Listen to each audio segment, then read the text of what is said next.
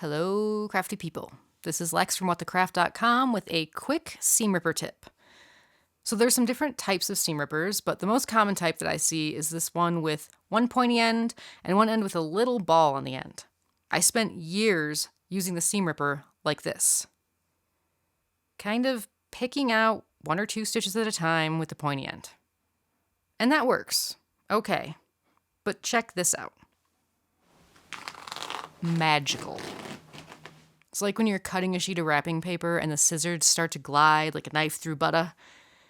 So here's the trick. You insert the ball end into the seam, which answers the question as to why that little doohickey is there in the first place. But the real key is that instead of trying to press against the stitches along the seam, you're actually kind of trying to push the ball up and out of the seam. Zip.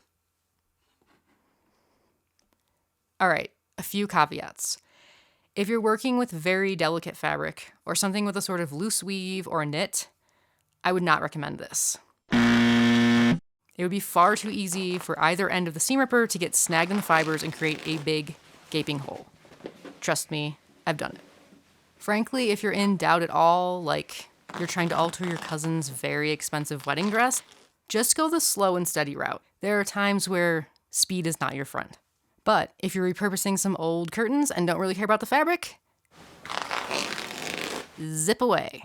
I hope you found this tip video helpful, and if you did, make sure you subscribe to my channel so you won't miss out on my next tutorial. If you have a tip of your own, leave it in the comments below.